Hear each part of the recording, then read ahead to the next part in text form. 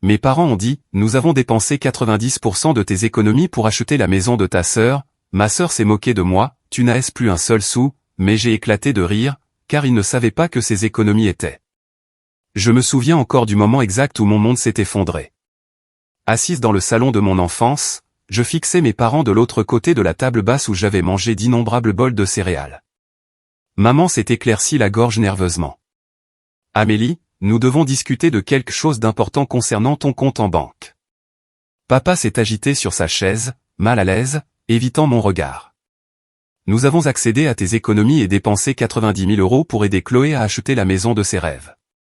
Ma sœur a affiché un sourire narquois depuis le fauteuil dans le coin. J'espère que tu ne prévoyais rien d'important avec cet argent, sœurette. J'ai regardé le relevé de compte, montrant mon compte presque vide. Puis, quelque chose d'inattendu s'est produit. J'ai éclaté d'un rire incontrôlable.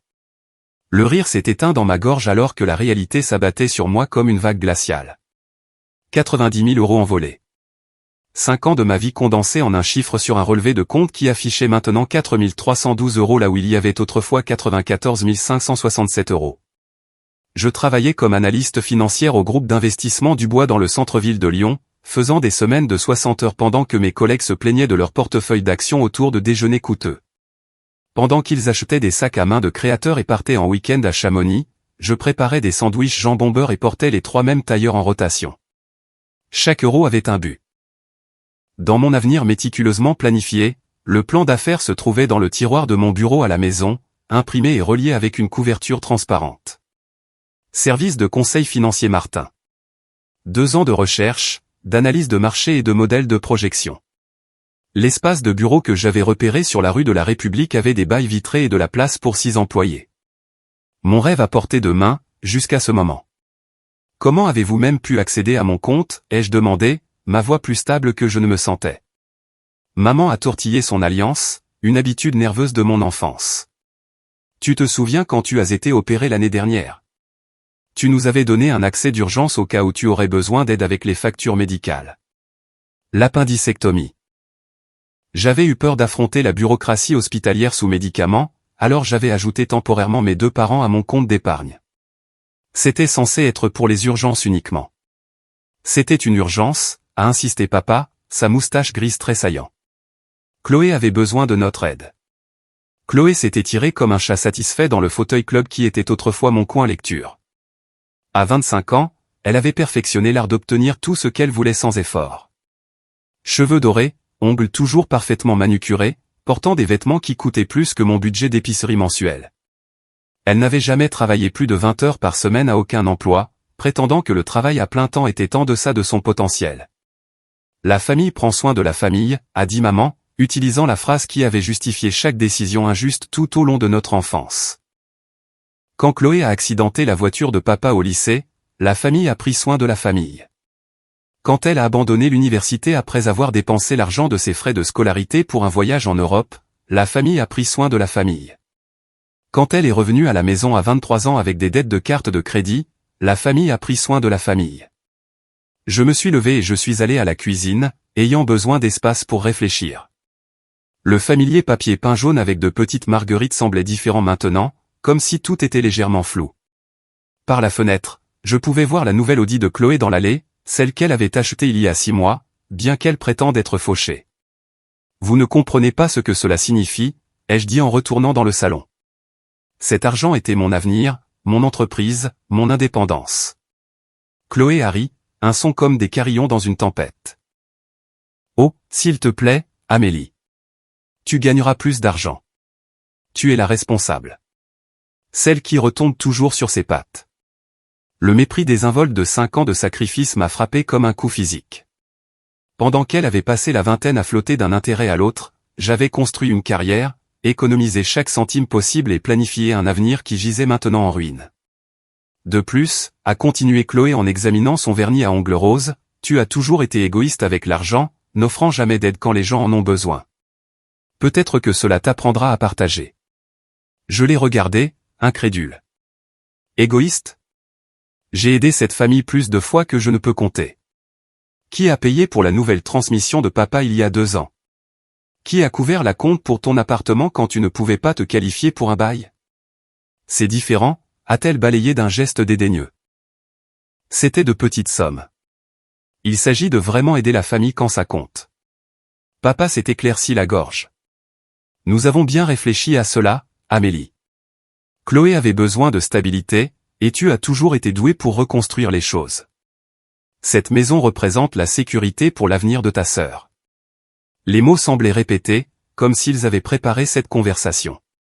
Je me suis approché de la cheminée où nos photos de famille me souriaient. Il y avait la remise de diplôme du lycée de Chloé, la seule cérémonie qu'elle ait terminée. Ma remise de diplôme universitaire, ma lettre d'acceptation à la faculté de droit sur le réfrigérateur que j'avais refusé pour poursuivre la finance. Le prix de l'employé du mois de mon premier emploi, à peine visible derrière les photos du portfolio de mannequin de Chloé. Où se trouve exactement cette maison, ai-je demandé. Dans le quartier de la Presqu'île, a répondu maman rapidement. 3 chambres, 2 salles de bain, de magnifiques parquets. Chloé en est tombée amoureuse dès qu'elle l'a vue. La Presqu'île, l'un des quartiers les plus chers de Lyon, où de jeunes professionnels comme moi travaillaient des années pour s'offrir ne serait-ce qu'un petit appartement. Chloé avait réussi à y obtenir une maison avec mon argent et l'aide de mes parents. J'ai sorti mon téléphone et ouvert mon application bancaire, espérant que c'était une erreur. Les chiffres me fixaient, froid et définitif. 5 ans à manger des pâtes au pesto, à marcher pour aller au travail pour économiser de l'essence, à acheter des marques de distributeurs et à faire les magasins dans des friperies. Envolé. J'ai besoin d'air, ai-je annoncé en attrapant mon manteau. Où vas-tu, a appelé maman. Dehors pour réfléchir. L'air d'octobre a mordu à travers ma veste alors que je marchais sur le trottoir de mon quartier d'enfance. Les mêmes rues où j'avais vendu de la limonade à 8 ans, économisant chaque pièce pour mon premier compte d'épargne. Où j'avais livré des journaux à 14 ans, ajoutant ces gains à mon fonds pour l'université, où j'avais rêvé de succès pendant que Chloé rêvait d'être découverte par des chasseurs de talent. Mon téléphone a vibré avec un SMS de Chloé. Ne sois pas fâché pour toujours. La famille, c'est la famille. J'ai répondu, vraiment? Puis j'ai remarqué autre chose sur mon téléphone. Une notification que j'avais manquée pendant la réunion de famille. Un email de maman envoyé il y a 3 jours à une adresse que je n'avais jamais vue. L'aperçu disait, Amélie ne se doutera de rien si nous. Mes mains tremblaient alors que j'ouvrais les paramètres de ma messagerie et trouvais le message dans le dossier des messages envoyés de maman, synchronisé d'une manière ou d'une autre avec mon téléphone depuis que je l'avais aidé à configurer son nouvel appareil le mois dernier. Le message complet m'a glacé le sang. Chloé, le plan fonctionnera parfaitement. La convalescence d'Amélie après son opération nous a donné tous les accès dont nous avions besoin. Elle a posé moins de questions sur son compte dernièrement, donc elle ne remarquera rien avant qu'il ne soit trop tard. Richard pense que nous devrions attendre une semaine de plus, mais je dis que nous devrions avancer ce week-end. Elle finira par comprendre que c'était pour le mieux pour tout le monde. Je l'ai lu 3 fois de plus, chaque lecture rendant la trahison plus réelle. Ce n'était pas une décision spontanée pour aider Chloé. C'était une attaque planifiée contre mon avenir, coordonnée entre les 3 personnes qui étaient censées me protéger le plus. Le pire n'était même pas l'argent. C'était la prise de conscience que ma propre famille avait comploté contre moi, me considérant non pas comme une fille et une sœur, mais comme une ressource à exploiter quand cela leur convenait. Je suis retourné vers la maison, l'esprit étrangement clair malgré le chaos des émotions. Par la fenêtre du salon, je pouvais les voir encore parler, probablement en train de planifier leur prochain coup ou de discuter de la manière de gérer ma réaction. Chloé gesticulait de manière dramatique tandis que maman hochait la tête et que papa fixait le sol. Ils n'avaient aucune idée de ce qu'ils avaient vraiment fait, et ils n'avaient aucune idée de ce qu'ils étaient sur le point de découvrir. J'ai passé la matinée suivante à mon bureau, mais la concentration s'est avérée impossible. Chaque feuille de calcul se transformait en chiffres dénués de sens tandis que mon esprit parcourait les implications de la trahison de ma famille. Vers l'heure du déjeuner, j'ai décidé de mener ma propre enquête. L'adresse de la maison de la Presqu'île est venue facilement des registres publics. 305 rue des Érables, acheté il y a 5 jours pour 120 000 €. J'y suis allé pendant ma pause déjeuner, m'attendant à trouver Chloé en train de s'installer dans sa nouvelle maison. Au lieu de cela, j'ai trouvé un panneau à vendre planté fermement dans le jardin. La maison elle-même était magnifique. Façade en briques, chêne mature, le genre de quartier où les jeunes familles promènent des golden retrievers et les couples âgés s'occupent de roseraie. Mais le panneau à vendre m'a retourné l'estomac. Pourquoi Chloé vendrait-elle une maison qu'elle venait d'acheter avec mon argent? J'ai appelé le numéro sur le panneau depuis ma voiture en utilisant ma voix la plus professionnelle. Agence immobilière Dubois et Fils, Jennifer à l'appareil. Bonjour, Jennifer. J'appelle au sujet de la propriété sur la rue des Érables. J'ai vu qu'elle venait d'être remise sur le marché. Oh, oui, celle-là. Belle maison, en effet. La vendeuse est motivée pour vendre rapidement. Elle demande 160 000 €, ce qui est assez raisonnable pour le quartier. 160 000 €, 40 000 € de plus que le prix d'achat. Mon pouce est accéléré. La propriétaire y a-t-elle vécu longtemps? Jennifer a ri. En fait, elle n'a jamais emménagé. Elle l'a achetée comme un investissement immobilier et a décidé de la revendre immédiatement. Entre vous et moi, elle semblait très confiante quant à la réalisation d'un profit rapide. Elle a mentionné quelque chose sur le fait d'avoir obtenu l'acompte de sa famille qui était heureuse de l'aider dans son projet d'entreprise. J'ai remercié Jennifer et j'ai raccroché, la main tremblante de rage. Chloé n'avait pas acheté une maison pour la stabilité. Elle avait utilisé mes économies de toute une vie comme capital de départ pour une opération de rénovation-revente, et elle avait menti à nos parents sur ses intentions. Le trajet jusqu'à l'appartement actuel de Chloé a pris 15 minutes dans le trafic de l'après-midi. Elle vivait dans un complexe branché à la Croix-Rousse, le genre d'endroit avec un studio de yoga et un café bio dans le hall. Le loyer seul coûtait probablement plus cher que mon prêt immobilier n'aurait coûté sur la propriété commerciale que j'envisageais. Je l'ai trouvée au bord de la piscine malgré le froid d'octobre, prenant des selfies en bikini pour ses réseaux sociaux. Amélie. Elle avait l'air sincèrement surprise. Qu'est-ce que tu fais ici?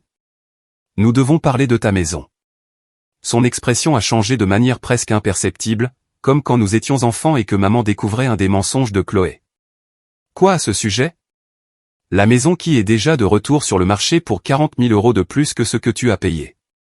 Chloé a posé son téléphone et a enroulé une serviette autour d'elle. Je ne sais pas de quoi tu parles. J'ai sorti l'annonce immobilière sur mon téléphone et lui ai montré l'écran. Cette maison, celle que tu as achetée avec mon argent et que tu as immédiatement mise en vente. Ce n'est pas je veux dire. Je n'ai encore rien décidé de permanent. Jennifer de l'agence Dubois et Fils dit que tu lui as dit que c'était toujours prévu comme un investissement de revente. Elle dit que tu t'es vanté d'avoir obtenu de l'argent de la famille pour un profit facile. La couleur a quitté le visage de Chloé, mais elle s'est rapidement remise, passant en mode victime.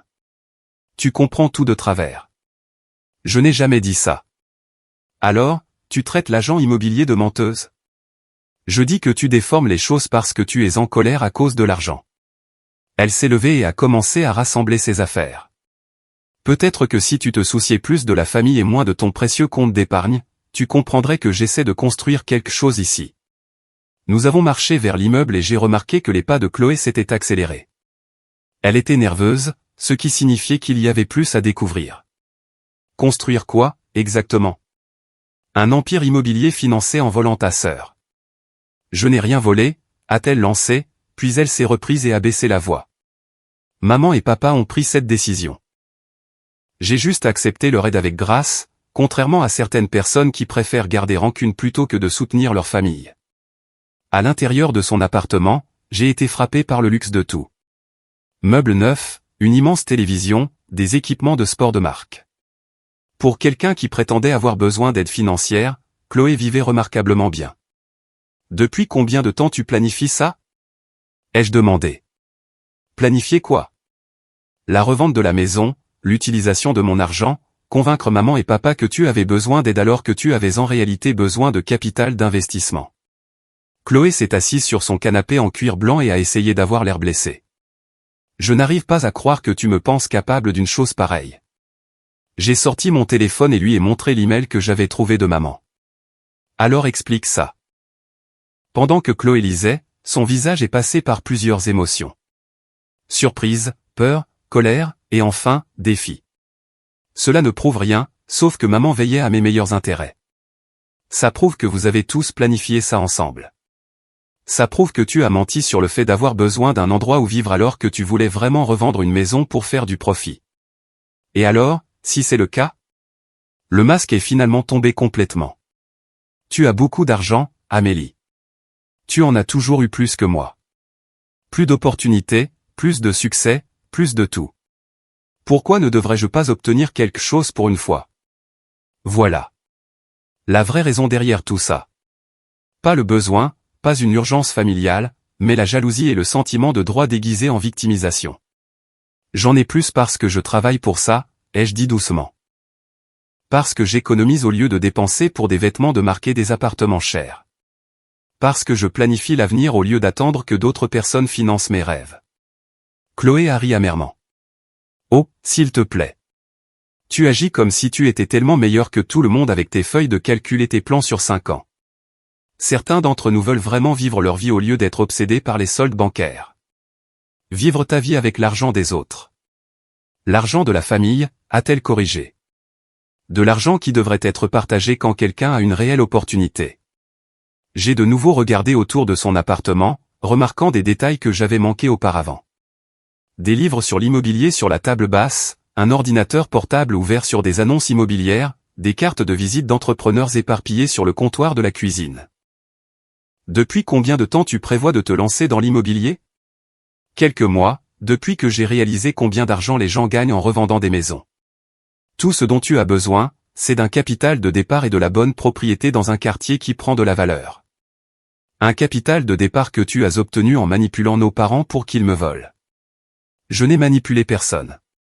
Je leur ai parlé d'une excellente opportunité d'investissement qui profiterait à toute la famille. Profiterait à toi, tu veux dire. Profiterait à nous tous.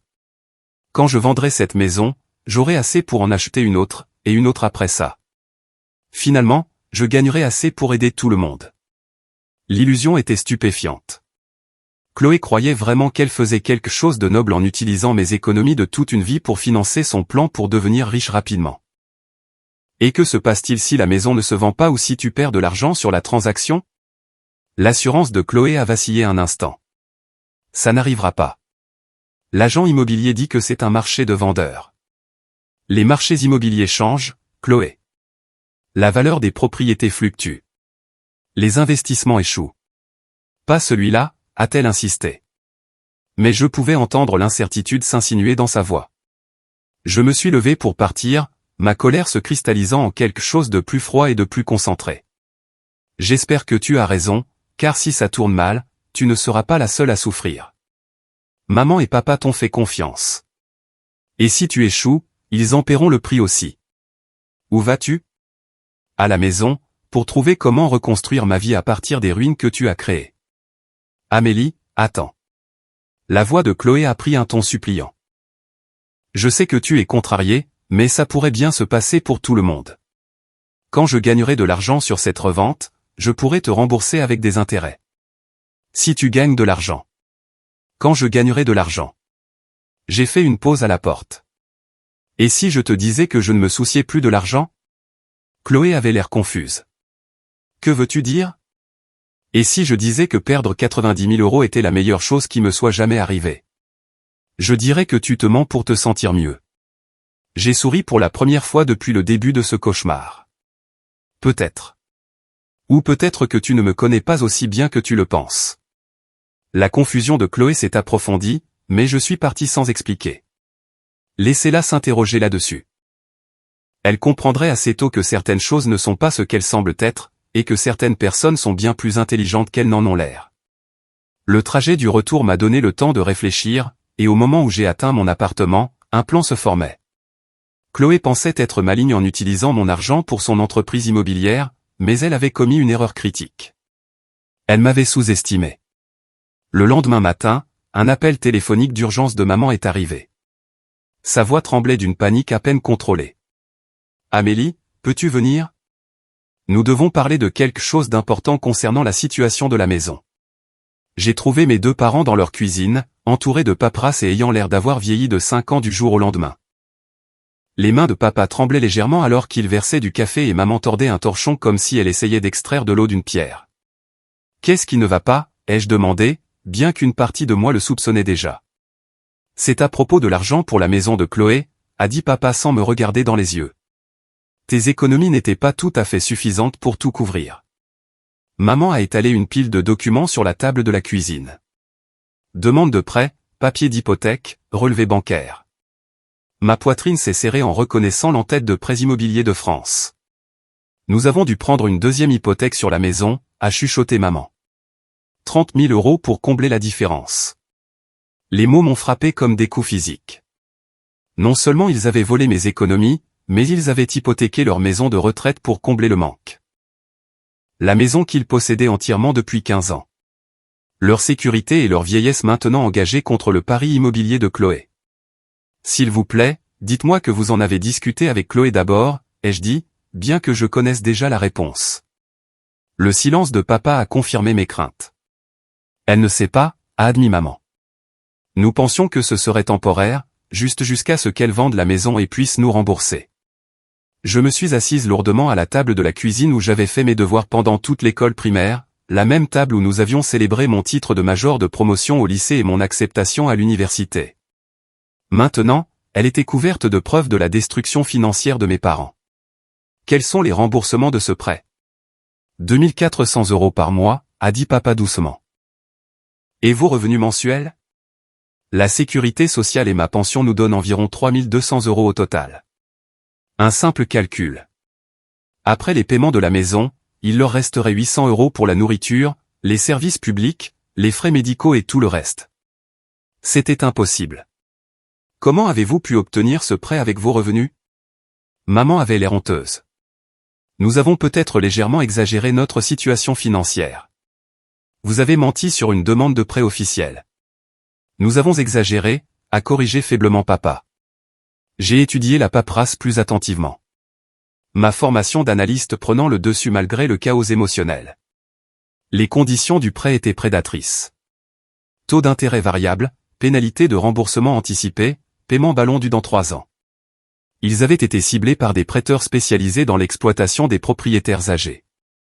Où est Chloé ce soir, ai-je demandé. Elle a dit qu'elle avait des projets avec des amis, a répondu maman. Quelque chose à propos de célébrer ces nouvelles opportunités d'investissement. Bien sûr, pendant que nos parents faisaient face à la ruine financière, Chloé était sortie pour célébrer son succès avec mon argent et leur hypothèque. Lui avez-vous parlé de la deuxième hypothèque? Nous voulions attendre après la vente de la maison, a dit papa. Inutile de l'inquiéter alors que tout va bien se passer. Cet optimisme naïf m'a brisé le cœur. Ces gens m'avaient élevé, s'étaient sacrifiés pour mon éducation, m'avaient appris le bien et le mal. Maintenant, ils étaient assis dans leur cuisine, noyés sous des dettes qu'ils ne pouvaient pas se permettre, protégeant la fille qui les avait manipulés dans cette situation. Que se passe-t-il si la maison ne se vend pas rapidement, ai-je demandé. Elle se vendra, a dit maman avec une confiance forcée. Chloé dit que le marché est excellent en ce moment. Mais si ce n'est pas le cas?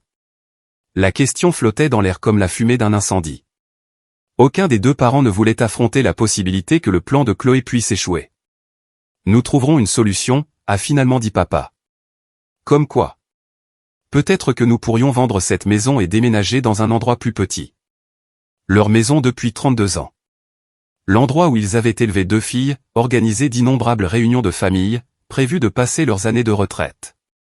Maintenant potentiellement sacrifiés pour le fantasme immobilier de Chloé. Je me suis excusé pour aller aux toilettes, mais j'avais vraiment besoin d'un moment pour traiter l'ampleur de ce désastre. Dans le couloir, j'ai passé les photos de famille qui chroniquaient notre enfance. Chloé et moi à différents âges, photos d'école et photos de vacances, cérémonie de remise de diplômes et fêtes d'anniversaire. 2 sœurs qui avaient grandi dans la même maison mais avaient développé des valeurs complètement différentes. Quand je suis revenu à la cuisine, maman pleurait doucement pendant que papa regardait par la fenêtre son atelier dans le jardin. J'ai peur, Amélie, a admis maman. Nous pensions aider Chloé à démarrer dans la vie, mais maintenant je me demande si nous n'avons pas fait une terrible erreur. Avez-vous essayé d'appeler Chloé pour en discuter? Elle a été très occupée avec les préparatifs de la maison, a dit papa. Et nous ne voulons pas lui mettre la pression alors qu'elle travaille si dur sur cet investissement. Travailler dur. L'idée que Chloé se faisait du travail acharné impliquait de prendre des selfies pour les réseaux sociaux et de faire du shopping pour des décorations qu'elle ne pouvait pas se permettre. Pendant ce temps, mes parents faisaient face à une saisie immobilière dans quelques mois si son opération de revente échouait. J'ai besoin de vous demander quelque chose à tous les deux, ai-je dit prudemment. Quand Chloé vous a approché à propos de cette maison, qu'est-ce qu'elle a dit exactement? Maman et papa ont échangé des regards avant que papa ne réponde. Elle a dit qu'elle avait trouvé une opportunité incroyable dans un quartier en pleine croissance, mais qu'elle avait besoin du soutien de la famille pour y arriver. Elle a promis que le retour sur investissement profiterait à tout le monde. A-t-elle mentionné que c'était pour une revente? Elle a dit qu'elle pourrait la revendre éventuellement si elle trouvait quelque chose de mieux, a répondu maman vaguement. A-t-elle mentionné la mettre sur le marché immédiatement? Une autre pause. Pas spécifiquement. J'ai réalisé que Chloé avait été tout aussi trompeuse avec nos parents qu'elle l'avait été avec moi. Ils pensaient l'aider à acheter une maison, pas à financer un projet de spéculation immobilière. Il y a autre chose que vous devez savoir, ai-je dit doucement. Chloé a mis la maison en vente le lendemain de son achat, pour 40 000 € de plus que ce qu'elle a payé. La couleur a quitté le visage de papa. Ce n'est pas possible. Je leur ai montré l'annonce sur mon téléphone. Maman a attrapé le bras de papa pendant qu'il lisait les détails. Elle n'a jamais eu l'intention d'y vivre, ai-je continué. C'était toujours un investissement commercial. Elle a utilisé vos émotions sur la famille et la stabilité pour obtenir des fonds pour une opération de revente immobilière. Mais elle avait besoin d'aide, a protesté faiblement maman. Elle avait besoin de capital. Il y a une différence. La vérité s'est abattue sur eux comme une lourde couverture. Leur fille n'avait pas eu besoin d'être sauvée de l'instabilité du logement. Elle avait eu besoin de financement pour un projet d'entreprise pour lequel elle était trop risquée pour se qualifier par les canaux normaux. Que faisons-nous maintenant, a demandé papa. Avant que je puisse répondre, mon téléphone a sonné. Le numéro de Chloé est apparu à l'écran. Ne lui dis pas que nous avons discuté de l'hypothèque, a chuchoté maman de manière urgente. J'ai répondu à l'appel et l'ai mis sur haut-parleur. La voix de Chloé a rempli la cuisine, vive et joyeuse. Salut, Amélie. Je voulais te faire savoir que j'ai réfléchi à notre conversation d'hier. J'ai peut-être été un peu dur à propos de la situation de l'argent. Oh. Je veux dire, je comprends pourquoi tu es contrarié. 90 000 €, c'est beaucoup pour toi, mais je veux que tu saches que quand cette maison se vendra, j'envisagerai de te rembourser une partie de ce que maman et papa ont investi en mon nom. Envisager une partie de ce qu'ils ont investi. L'arrogance désinvolte était à couper le souffle. C'est généreux de ta part, ai-je dit d'un ton neutre, en regardant les visages de mes parents alors que la vraie nature de Chloé devenait claire. Je pourrais même payer un petit intérêt en fonction du succès de la vente. Pense-y comme une expérience d'apprentissage sur l'investissement immobilier. En parlant de la vente, comment ça se passe? Vraiment bien. Mon agent immobilier pense que nous aurons des offres d'ici la fin de la semaine. Ce marché est incroyable pour les vendeurs. J'ai regardé maman et papa qui écoutaient avec la prise de conscience croissante que leur fille les considérait comme des partenaires commerciaux dans une entreprise à laquelle ils n'avaient jamais accepté de participer. C'est une excellente nouvelle, ai-je dit. Maman et papa seront soulagés de l'entendre. Pourquoi seraient-ils soulagés? Cela ne les affecte pas vraiment. La déclaration a flotté dans l'air comme une bombe sur le point d'exploser. Chloé n'avait vraiment aucune idée que nos parents avaient hypothéqué leur avenir pour son investissement commercial. Je dois y aller, a continué Chloé. Je rencontre un entrepreneur potentiel pour des idées de mise en scène afin de maximiser le prix de vente. À bientôt. Après qu'elle ait raccroché, le silence a rempli la cuisine. Mes parents se sont regardés avec la compréhension naissante que leur fille n'avait aucune idée de ce qu'ils avaient sacrifié pour son opportunité. Elle ne sait pas pour l'hypothèque, a finalement dit papa. Et elle ne prévoit pas de nous le dire si la maison ne se vend pas, a ajouté maman doucement. J'ai tendu la main sur la table et j'ai pris la main de maman. Nous allons trouver une solution. Mais d'abord, vous devez tous les deux comprendre que Chloé n'est pas la victime dans cette situation. C'est vous. Dehors, le tonnerre a grondé au loin et la pluie a commencé à tapoter contre les fenêtres de la cuisine. Des nuages d'orage se sont rassemblés sur Lyon, et je ne pouvais m'empêcher de penser qu'ils étaient appropriés pour le chaos qui allait s'abattre sur notre famille. Mais les orages dissipent aussi l'air, et parfois ils révèlent des vérités qui étaient cachées sous un ciel clair. 3 semaines plus tard, je travaillais tard à mon bureau quand Chloé a appelé, sa voix stridente de panique. Amélie, j'ai besoin que tu viennes chez maman et papa tout de suite. Il y a eu un problème avec la maison. La réunion de famille d'urgence ressemblait à une rediffusion tordue du jour où ce cauchemar a commencé. Sauf que maintenant, tout le monde avait l'air terrifié au lieu d'être satisfait de soi. Chloé était assise sur le bord du canapé, ses cheveux parfaits en désordre, son maquillage de marque strié de larmes. Maman s'accrochait au bras de papa pendant qu'il fixait un épais dossier manie sur la table basse. L'inspection est revenue, a annoncé Chloé de manière dramatique. Il y a des problèmes avec les fondations. J'ai pris le rapport d'inspection et j'ai parcouru le langage technique. Tassement des fondations, dommages structurels possibles, problème d'infiltration d'eau au sous-sol. Le coût estimé des réparations sautait aux yeux, 28 000 € à 35 000 €. Cela rend la maison moins chère que ce que j'ai payé pour elle, a continué Chloé, sa voix montant vers l'hystérie. L'agent immobilier dit que personne ne l'achètera dans cet état. Je ne peux même pas rentrer dans mes frais, et encore moins faire un profit. Papa s'est penché en avant, son visage gris de stress. Qu'est-ce que cela signifie pour la vente? Ça signifie que je suis ruiné, a gémi Chloé. À moins que quelqu'un ne paie pour les réparations, je vais tout perdre. Le mot tout piquait, considérant qu'elle perdait de l'argent qui m'appartenait et menaçait la maison qui appartenait à nos parents. Avais-tu fait faire une inspection en règle avant d'acheter la maison, ai-je demandé. Les larmes de Chloé se sont arrêtées brusquement, remplacées par une colère défensive. Le vendeur a dit que ce n'était pas nécessaire. Il m'a assuré que la maison était en parfait état. Tu as acheté une maison à 120 000 € sans inspection. Je lui ai fait confiance. Tu as fait confiance à un étranger qui te vendait une propriété, mais tu n'as pas pu faire assez confiance à ta propre famille pour être honnête sur tes intentions. Ce n'est pas la question en ce moment, a lancé Chloé. La question est de trouver comment régler ce gâchis. Le gâchis de qui, ai-je demandé doucement. Le gâchis de tout le monde. Cela affecte toute la famille. J'ai regardé autour de moi les visages des personnes qui avaient façonné mon enfance. Maman, qui m'avait appris à être gentille et généreuse. Papa, qui m'avait montré la valeur du travail acharné et de l'intégrité. Et Chloé, qui avait appris que le charme et la manipulation pouvaient lui obtenir tout ce qu'elle voulait sans conséquence. En fait, Chloé, c'est ton gâchis. Tu l'as créé avec tes mensonges et ta cupidité. Comment oses-tu? Elle s'est levée, me pointant du doigt accusateur. C'est toi qui as été égoïste depuis le début. Si tu avais été solidaire au lieu de garder rancune, nous aurions pu travailler ensemble pour résoudre ça. Travailler ensemble comment? Tu veux que je paie pour des réparations de fondation sur une maison que tu as achetée avec mon argent volé. Ce n'était pas volé, a interjeté faiblement maman, bien qu'elle ait l'air incertaine. Comment appelleriez-vous le fait de prendre les économies de quelqu'un sans permission pour un but sur lequel vous avez menti? Avant que quiconque puisse répondre, papa s'est agrippé la poitrine avec une inspiration brusque. Son visage était devenu pâle et la sueur perlait sur son front.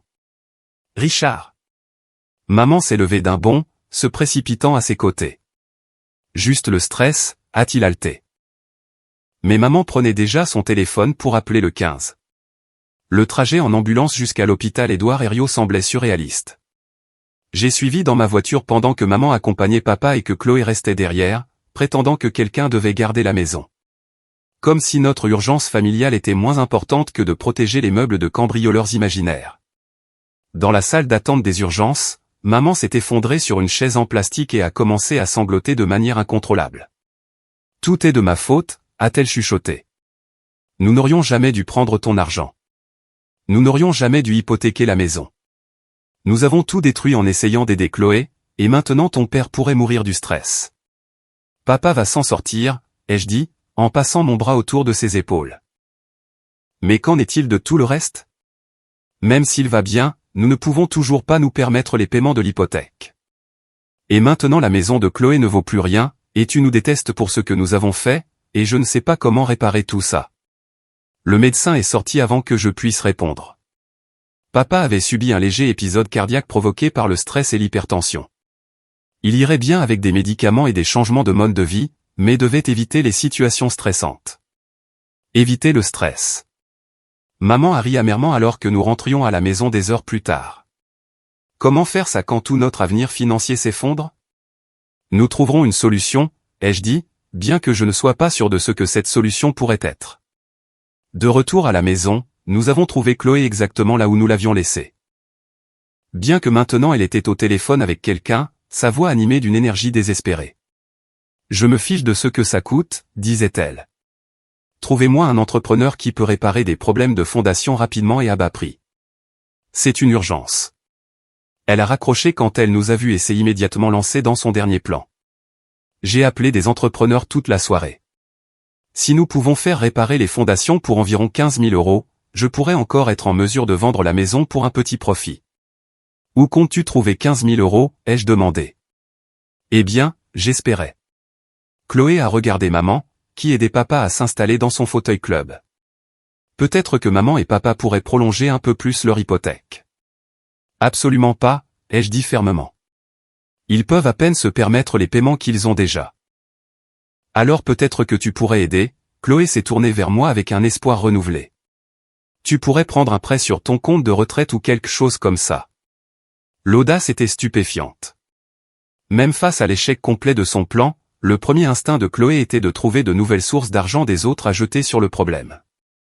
Non, Chloé, je ne financerai plus aucun de tes désastres immobiliers. Alors qu'est-ce que je suis censé faire, a-t-elle gémi. Vendre la maison en l'état et accepter la perte. Je ne peux pas faire ça. Je perdrai tout. Tu perdras de l'argent qui n'a jamais vraiment été à toi pour commencer. Chloé m'a regardé comme si je lui avais suggéré de s'immoler par le feu. Tu vas vraiment me laisser échouer, ta propre sœur? Je vais te laisser faire l'expérience des conséquences de tes choix. Elle s'est tournée vers nos parents avec des yeux suppliants. Maman, papa, vous comprenez que la famille est de la famille, n'est-ce pas? Nous ne pouvons pas simplement abandonner quand les choses deviennent difficiles. Papa, encore pâle de sa visite à l'hôpital, a parlé lentement. Chloé, ma chérie, je dois te dire quelque chose à propos de l'argent pour ta maison. Quoi à ce sujet? Nous n'avons pas seulement utilisé les économies d'Amélie. Nous avons aussi pris une deuxième hypothèque sur cette maison pour 30 000 €. Le visage de Chloé est devenu blanc de choc. Vous avez fait quoi? Nous avions besoin de plus d'argent que ce que contenait le compte d'Amélie, alors nous avons emprunté sur la valeur nette de notre maison. Pourquoi ne me l'avez-vous pas dit? Nous pensions que ce serait temporaire, a dit maman doucement. Nous pensions que tu vendrais la maison rapidement et que tout s'arrangerait. Chloé s'est assise lourdement, comprenant enfin toute l'étendue de ce que sa famille avait risqué pour son entreprise. À combien s'élèvent les paiements? A-t-elle demandé d'une petite voix. 2 400 € par mois. Pouvez-vous vous le permettre? Non, a dit papa simplement. Pas même de loin. Pour la première fois depuis le début de cette crise, Chloé avait l'air vraiment effrayée plutôt que simplement frustrée. La réalité des sacrifices des autres pénétrait enfin sa vision du monde égocentrique. Que se passe-t-il si vous ne pouvez pas faire les paiements? Nous perdons la maison, a répondu maman. Chloé a mis sa tête dans ses mains. C'est un désastre. C'est un désastre complet. Oui, ai-je convenu. C'en est un. Mais en regardant ma famille se débattre avec les conséquences de leur choix, j'ai ressenti quelque chose d'inattendu. Un étrange sentiment de calme. Peut-être était-ce parce que le pire était enfin arrivé. Peut-être était-ce parce que la vérité était enfin révélée au grand jour. Ou peut-être était-ce parce que je savais quelque chose qu'ils ne savaient pas. Quelque chose qui allait tout changer.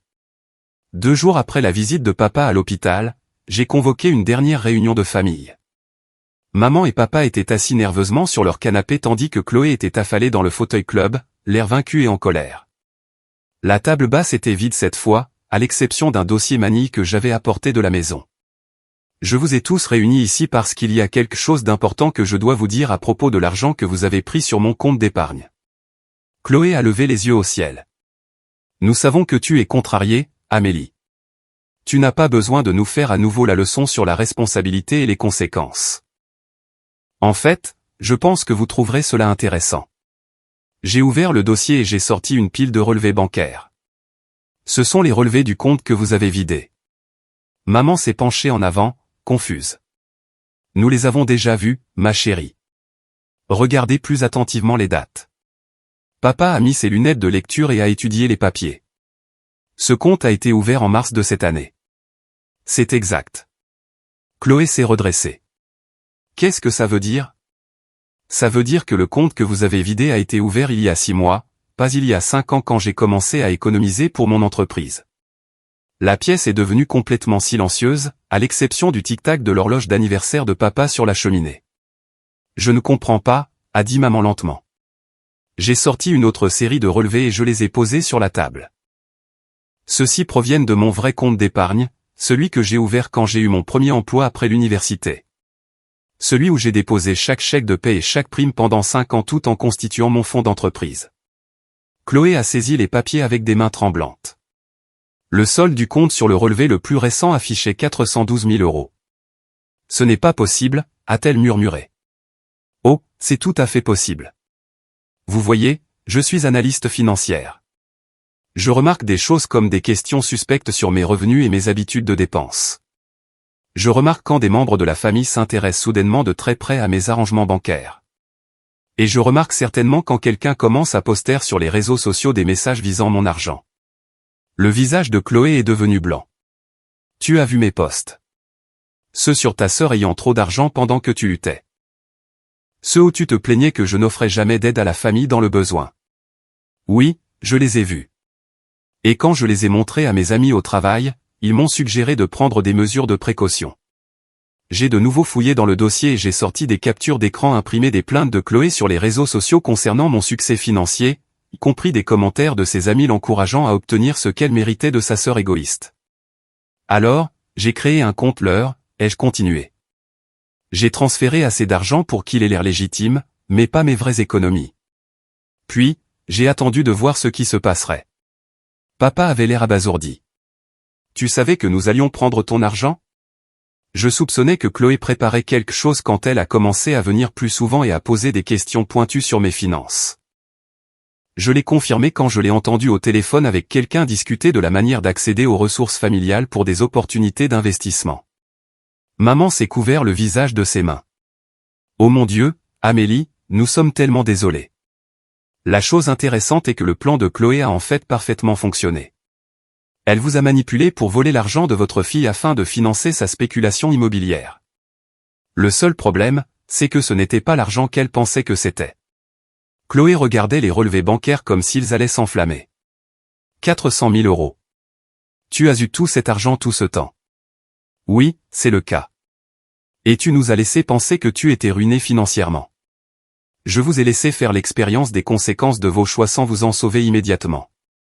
Le choc de Chloé se transformait en rage. Tu nous as piégés.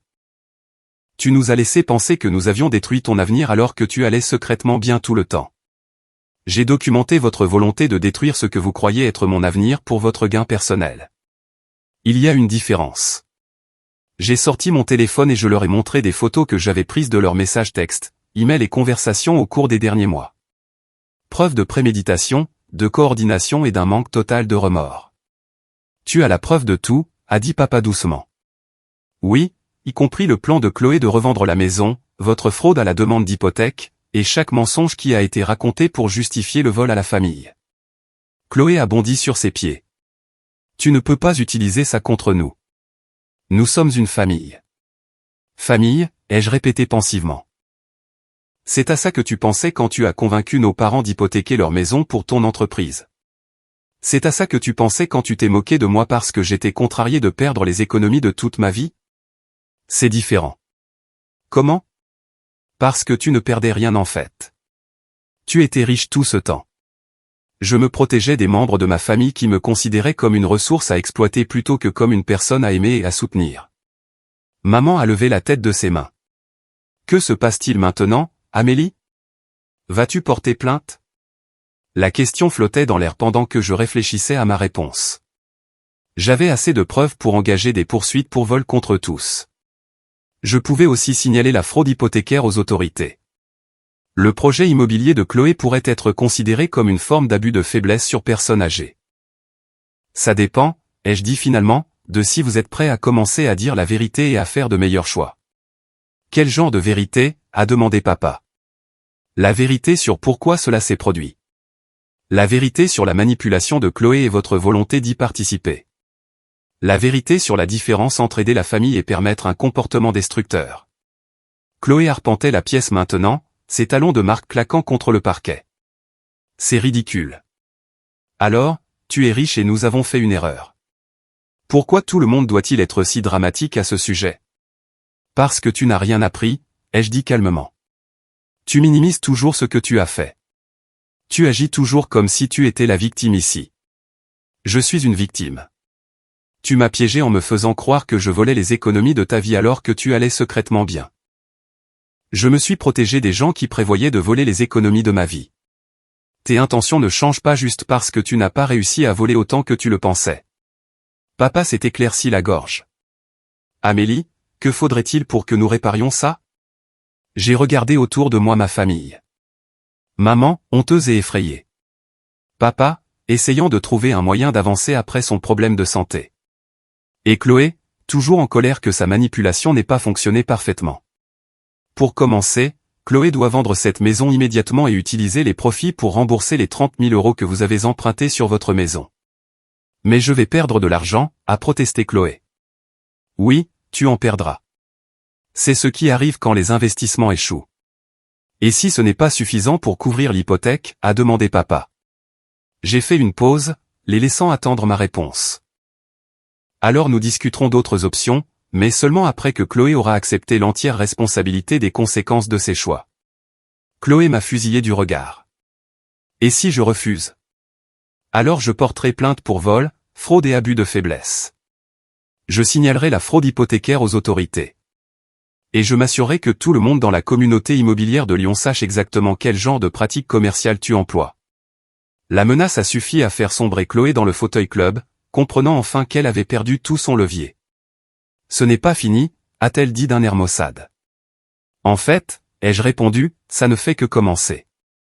Parce que maintenant nous allons voir quel genre de personne nous sommes vraiment quand les conséquences sont réelles. J'ai rassemblé mes papiers et je me suis préparé à partir, mais la voix de maman m'a arrêté à la porte. Amélie, penses-tu que tu pourras un jour nous pardonner? Je me suis retourné pour regarder les 3 personnes qui avaient façonné mon enfance puis trahi ma confiance en tant qu'adulte. Je pense que le pardon dépendra de si vous êtes prêt à faire le travail nécessaire pour le mériter. Ce n'était pas la réponse qu'il voulait, mais c'était la seule réponse honnête que je pouvais donner. Certaines blessures guérissent avec le temps, mais d'autres nécessitent un véritable changement de la part des personnes qui les ont causées. En rentrant chez moi, j'ai réalisé quelque chose de surprenant.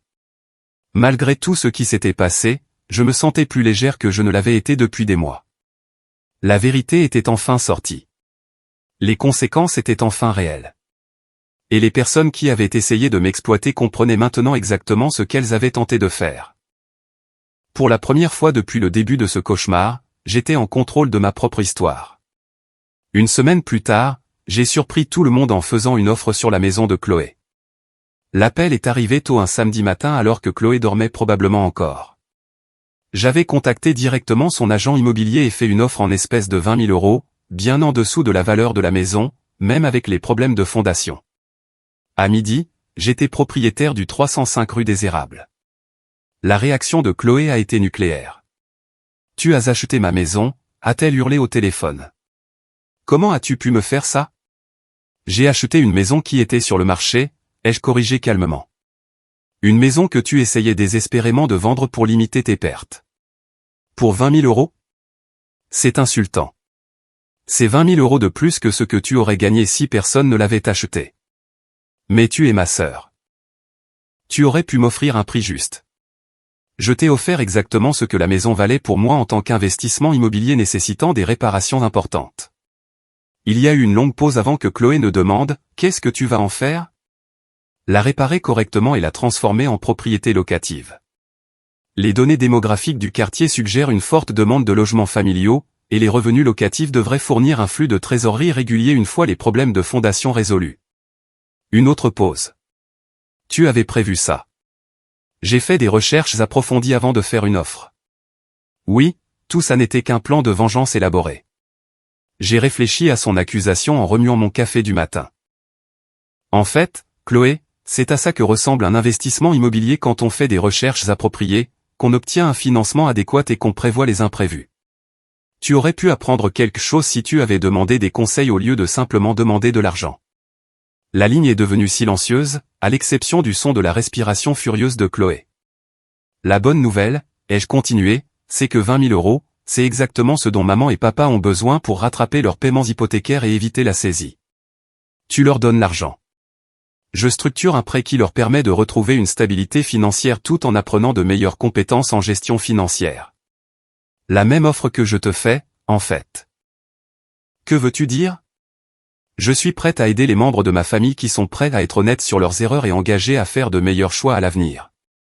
Pour maman et papa, cela signifie des conseils financiers et un calendrier de remboursement gérable. Pour toi, cela signifie assumer la responsabilité de ta manipulation et trouver un emploi légitime. La voix de Chloé est devenue suspicieuse. Quel genre d'aide? Je propose de payer des cours d'immobilier si tu veux apprendre le métier correctement. Je fournirai également un capital de départ pour des entreprises légitimes une fois que tu auras démontré une compétence de base et un comportement éthique. Et si je refuse? Alors tu continues à faire face aux conséquences de tes choix sans mon aide. Fini les renflouements familiaux. Fini la manipulation émotionnelle. Fini de traiter l'argent des autres comme ton fonds d'investissement personnel. Il y a eu un long silence avant que Chloé ne demande « Et la maison? Et si je la veux de retour ?» Tu auras l'opportunité de me la racheter à sa juste valeur marchande une fois qu'elle sera correctement rénovée, mais tu auras besoin de ton propre financement et d'un véritable acompte. Tout ça parce que tu penses que je suis une personne horrible. C'est parce que tu as fait des choix qui ont blessé des gens qui te faisaient confiance et que tu as ensuite refusé d'accepter la responsabilité de ces choix. Change le comportement, change les conséquences. Après que Chloé ait raccroché, je suis allé chez mes parents pour discuter de leur situation. Je les ai trouvés dans la cuisine, entourés de documents financiers et l'air dépassés. Nous avons essayé d'établir un budget qui fonctionne avec les paiements hypothécaires, a dit papa. Mais les calculs ne tombent tout simplement pas justes. Je me suis assise et j'ai sorti un dossier que j'avais préparé. J'ai une proposition qui pourrait t'aider. Au cours de l'heure suivante, j'ai exposé un plan complet. Les 20 000 € de la vente de la maison mettraient leur hypothèque à jour et leur donneraient un peu de répit. Au-delà de ça, je leur offrais des postes à temps partiel dans ma nouvelle entreprise pour gérer les tâches administratives et les communications avec les clients à 15 € de l'heure. Tu veux que nous travaillions pour toi? A demandé maman, surprise. Je veux vous offrir l'opportunité de regagner votre stabilité financière tout en apprenant des compétences qui vous aideront à éviter cette situation à l'avenir. Papa avait l'air intrigué. Quel genre de travail? Entretien d'accueil des clients, planification des rendez-vous, comptabilité de base, aide à la recherche. Rien de trop stressant pour ta santé, mais assez pour compléter vos revenus et vous donner un but. J'ai également proposé des séances de conseils financiers obligatoires et un budget structuré qui les empêcherait d'être vulnérables à une manipulation future. On a l'impression que tu gères nos vies, a dit maman, incertaine. Je vous offre une structure qui vous aidera à gérer vos propres vies plus efficacement. L'alternative est de vous regarder perdre votre maison et votre sécurité de retraite parce que vous ne pouvez pas dire non aux combines de Chloé. Papa a hoché la tête lentement. L'épisode cardiaque a été un signal d'alarme. Nous ne pouvons pas continuer à vivre avec ce genre de stress financier. Et nous ne pouvons pas continuer à permettre le comportement irresponsable de Chloé, a ajouté maman doucement, même si c'est notre fille.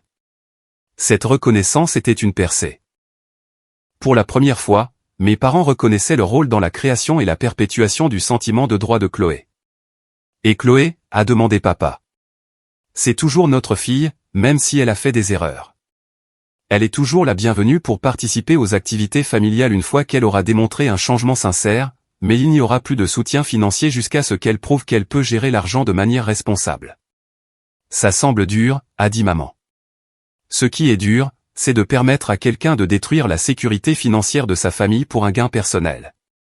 Ce qui est dur, c'est d'enseigner à vos enfants que la manipulation et les mensonges sont des moyens acceptables d'obtenir ce que vous voulez.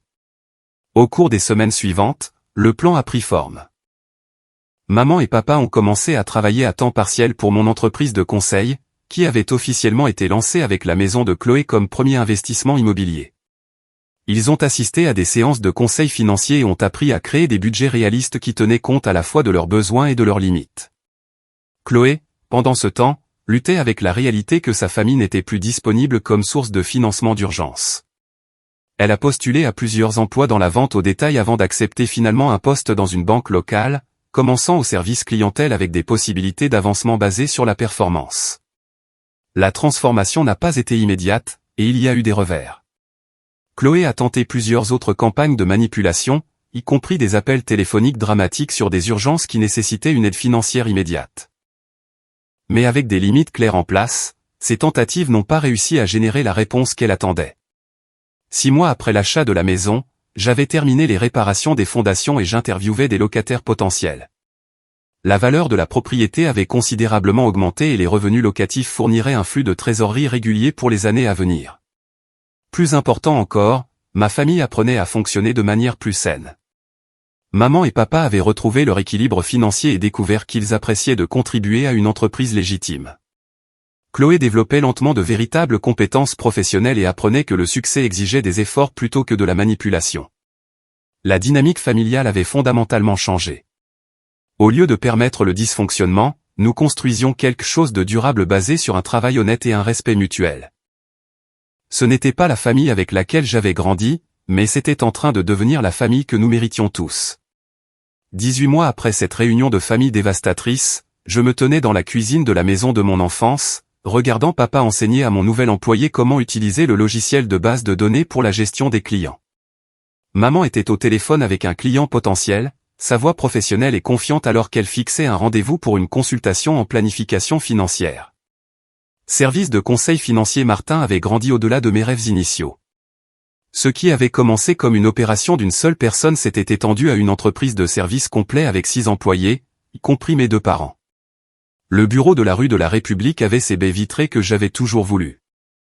Et la vue sur le centre-ville de Lyon me rappelait chaque jour que les rêves retardés ne sont pas toujours des rêves refusés. La maison de la rue des Érables était devenue l'un de mes investissements les plus réussis.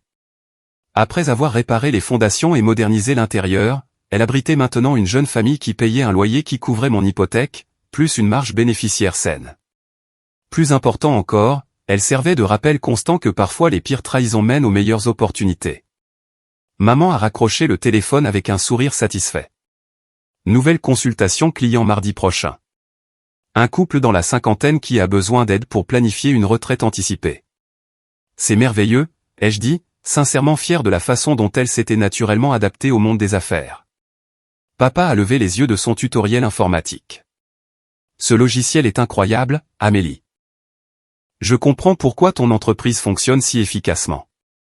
La transformation de mes 2 parents me surprenait encore parfois. Travailler à temps partiel leur avait donné un but au-delà de la simple survie financière, et la structure d'un emploi légitime avait reconstruit leur confiance d'une manière que la simple aide financière n'aurait jamais pu accomplir. Comment se passent les remboursements de l'hypothèque ? Ai-je demandé. Nous sommes en fait en avance sur le plan de remboursement, a dit papa fièrement. Entre nos revenus de travail et une meilleure budgétisation, nous devrions avoir remboursé le prêt avec 6 mois d'avance. Le conseil financier avait été transformateur pour eux. Apprendre à créer des budgets réalistes, à comprendre les pratiques de prêt prédatrices et à reconnaître les tactiques de manipulation les avait armés contre une exploitation future. Et Chloé, je demandais, bien que je connaisse déjà la réponse grâce à nos dîners de famille hebdomadaires. Elle a été promue conseillère en prêt le mois dernier, a dit maman avec une fierté prudente. Son superviseur dit qu'elle a un talent naturel pour aider les gens à comprendre leurs options de financement. Le parcours de Chloé avait été le plus difficile à observer. Après des mois à essayer de maintenir son ancien style de vie sans le soutien financier de la famille, elle avait été forcée de faire face à la réalité que ses goûts coûteux nécessitaient un revenu réel. L'emploi dans la vente au détail avait été humiliant, mais le poste à la banque lui avait donné une chance d'apprendre les services financiers légitimes. La véritable percée était venue lorsque Chloé avait commencé à assister au même cours d'alphabétisation financière que j'avais organisé pour nos parents. Apprendre les principes d'investissement, la gestion des risques et les pratiques commerciales éthiques avaient progressivement remplacé ces fantasmes de richesse rapide par de réelles connaissances. Elle a posé des questions sur le cours de licence immobilière que tu avais proposé de payer, a continué maman. Mais elle veut travailler dans la gestion de biens commerciaux plutôt que dans la revente de maisons. C'est un parcours de carrière beaucoup plus stable, ai-je convenu.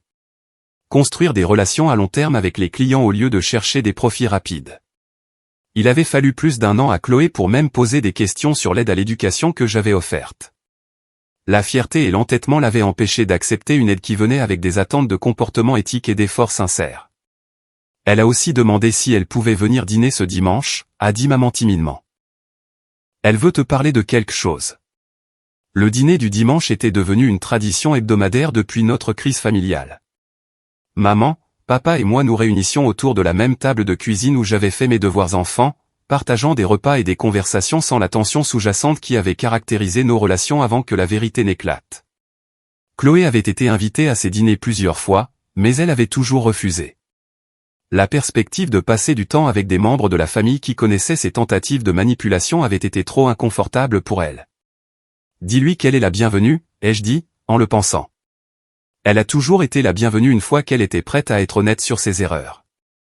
La sonnette a interrompu notre conversation. Maman est allée ouvrir, et j'ai entendu des voix familières dans le couloir. Mon associé, Sarah Dupont, et son mari Marcus étaient arrivés pour le dîner mensuel que nous avions commencé à organiser pour les clients et les amis. Ces rassemblements étaient devenus l'une de mes parties préférées de la construction de l'entreprise, réunissant des personnes qui partageaient des valeurs d'intégrité et de travail acharné, créant une communauté qui ressemblait plus à une famille que certains de mes parents réels. Au fur et à mesure que la soirée avançait et que la maison se remplissait de rires et de conversations, je me suis surprise à réfléchir au chemin qui nous avait menés à ce point. La trahison qui avait semblé catastrophique il y a 2 ans avait finalement renforcé les relations qui valaient la peine d'être préservées tout en supprimant les dynamiques toxiques qui avaient freiné notre famille. Plus tard dans la nuit, après que tout le monde soit rentré et que maman et papa se soient retirés dans leur chambre, je me suis assise dans le salon où cette histoire avait commencé. La même table basse où ils avaient annoncé le vol de mes économies contenait maintenant des rapports d'activité montrant le succès de notre cabinet de conseil. Mon téléphone a vibré avec un message texte de Chloé. Merci de ne pas nous avoir abandonnés, même quand nous nous sommes abandonnés nous-mêmes. À dimanche. J'ai répondu, la famille, c'est ne jamais abandonner le potentiel de croissance de chacun. Il avait fallu presque tout perdre pour que nous comprenions tout ce que signifiait vraiment la famille. Pas une loyauté aveugle qui permettait un comportement destructeur, mais le courage de fixer des limites qui encourageaient la croissance. Pas un pardon automatique qui ignorait les actions nuisibles, mais la volonté de gagner la confiance par un changement de comportement.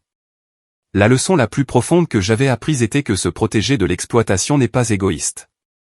C'est nécessaire pour construire des relations basées sur le respect mutuel plutôt que sur la manipulation. En refusant de permettre les choix destructeurs de Chloé, j'avais en fait créé l'espace pour qu'elle développe des schémas plus sains. Parfois, le plus grand cadeau que vous pouvez faire à quelqu'un est de refuser de participer à son autodestruction.